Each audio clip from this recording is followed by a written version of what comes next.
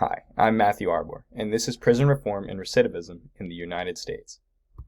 So, for starters, don't worry about this giant block of text in front of you. I'll explain it in terms we can all understand without the legal mumbo-jumbo and things that make it, honestly, a lot harder than it needs to be to understand.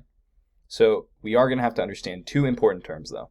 So, there's retribution and recidivism. So, retribution is essentially, according to Oxford, the belief that prisoners should serve time for their sentence rather than it should be focused on the punishment rather than the rehabilitation of the inmate and reintegration back into society for violating social norms or laws, things of that nature. So the United States happens to operate under a retribution system, which leads to a high recidivism rate. So due to our retributive approach, our recidivism rate is actually 44% within the first year of release alone, which basically means recidivism, an inmate re-offending.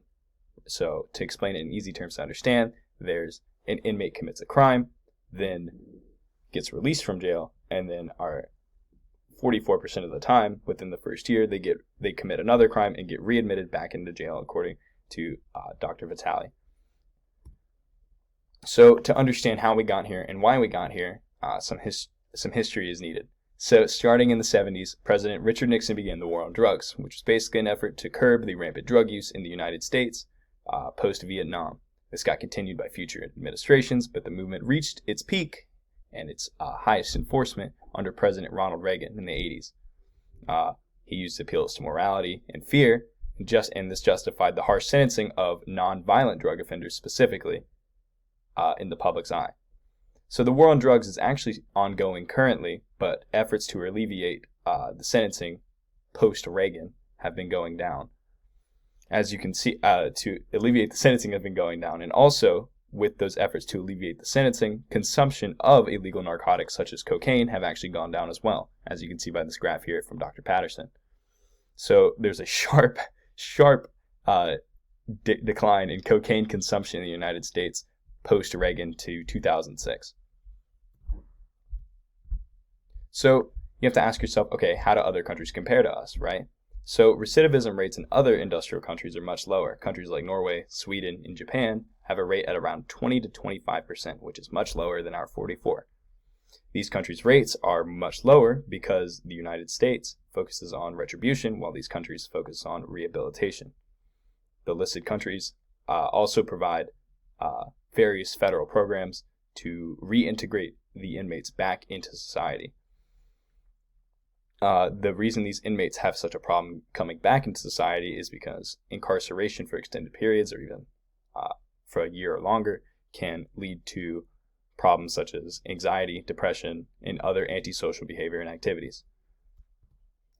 As you can see here, you can see our incarceration rate per 100,000 compared to the rest of the world, which is obviously much higher. You can see that we are at 655 per 100,000, where the next highest is Australia at 172 per 100,000.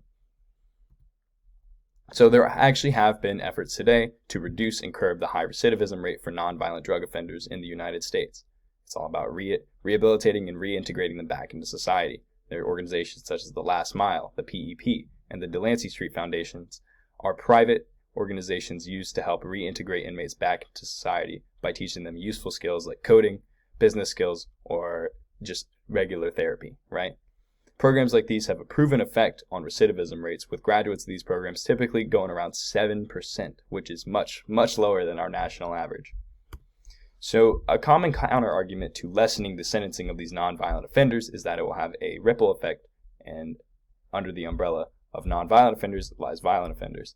So a common argument is that violent offenders will increase because our sentencing on nonviolent offenders has lessened. However, this simply isn't true. The rate of violent crime offenses by population, according to the FBI, has been on a steady, sharp decline since the 90s. So overall, some closing thoughts here are the United States has made some really important strides in rehabilitating its criminals post-incarceration.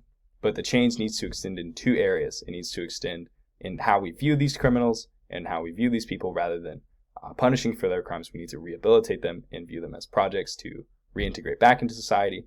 And we also need to federally fund more programs to help curb the recidivism rate as well. A collaborative rehabilitative approach has proven positive results as well.